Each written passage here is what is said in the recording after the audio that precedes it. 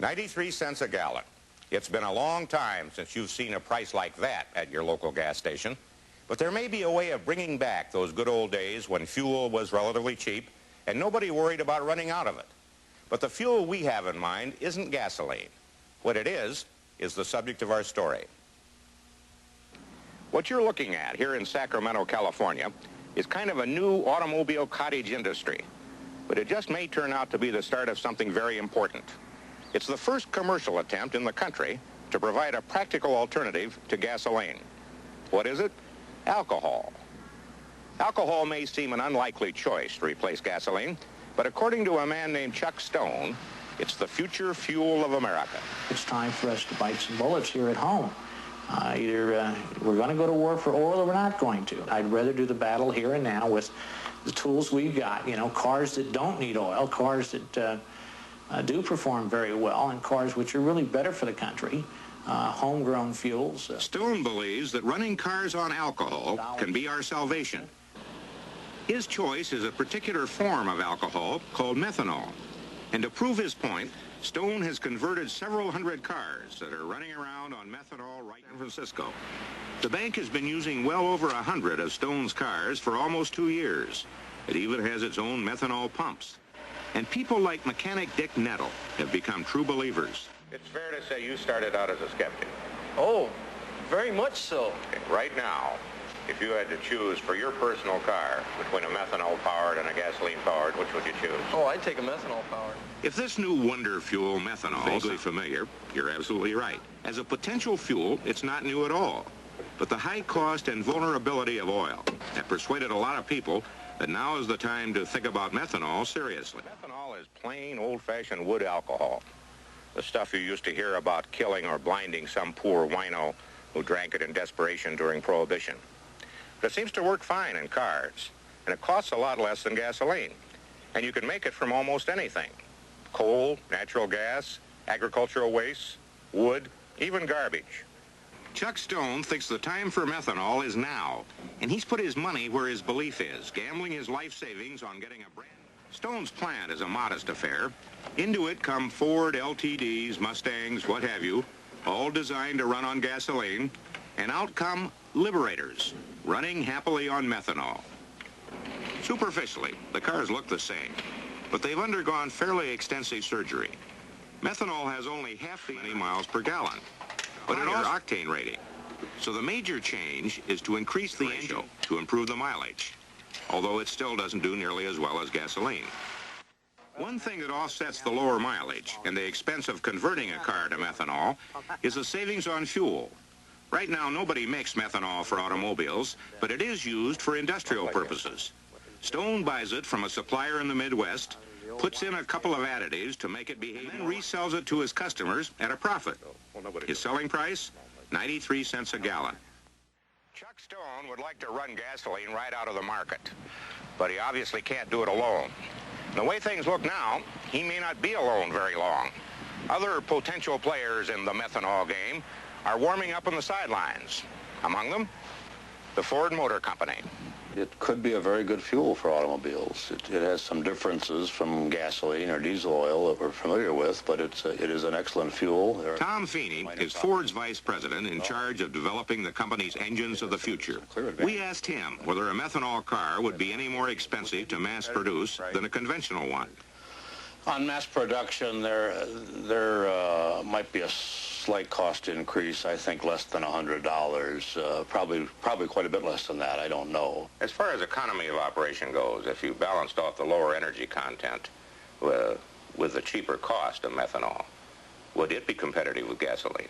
We believe that it's possible that methanol, probably produced from coal, could be produced and retailed for something in the area of half the price of gasoline at the retail pump. And of course, if that's true, and we achieve, as we think we could, 65 to 70% of the fuel economy, and the fuel can be bought for half the price, the customer is way ahead. It'll be a savings in operating cost of the automobile. We've been doing some filming in California with a man named Chuck Stone, whom you've heard of. And he stresses the fact that, what he says is the fact that methanol could free us from dependence on foreign oil. No question. Methanol would require no foreign imports of any kind. It could be produced from coal or other materials domestically available. Would produce a lot of jobs in this country, wouldn't it? Yes, it would. One question, of course, no matter how patriotic or cost-effective, how are methanol cars to drive?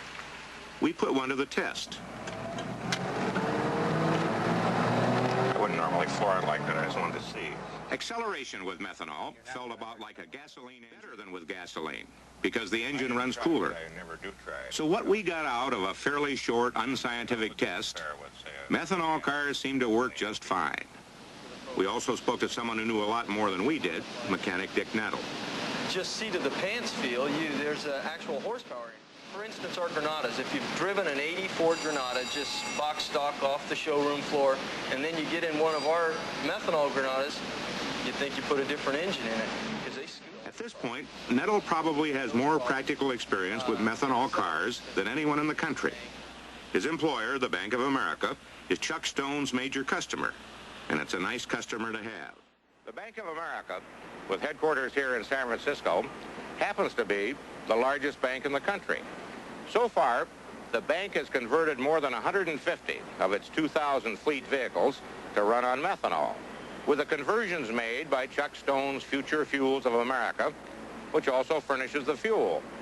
What it amounts to is the largest practical experiment in the country in a possible alternative. Our interest started around early 1979 when the second OPEC crunch came in, and there was long lines for gasoline and so forth, and we decided that we had to look for some kind of an alternative. Merle Fisher is a vice president of the Bank of America. He initiated the bank's methanol program. What kinds of things they were looking for? We're looking for things like drivability, for mileage, for performance, driver satisfaction, engine wear.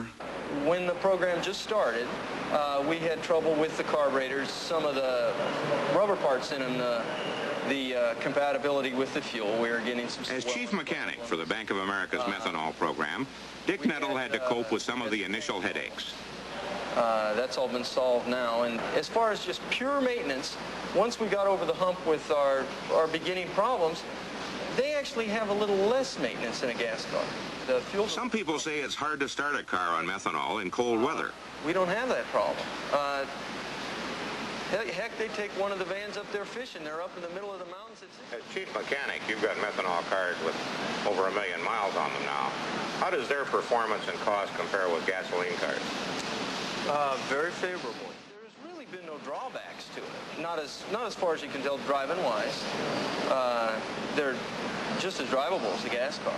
What about emissions, which are so important in California? You check that, too. Right? Oh, yeah. The emissions are just beautiful on this. And the hydrocarbon emissions and the CO emissions are just tremendously lower than gasoline cars. It's clean-burning stuff, as far as... Methanol is probably the cleanest burning fuel in the world. Hydrogen might beat it, but it's not a commercial product at this time. It would be nice to have all methanol cars running in the city of Los Angeles, for example. Our cars down there are like vacuum cleaners. Right. During a heavy smog, we could run the air going into the carburetor is dirtier than the air coming out of the exhaust. Frankly, I'm hard put to find a negative. In addition to running cars entirely on methanol,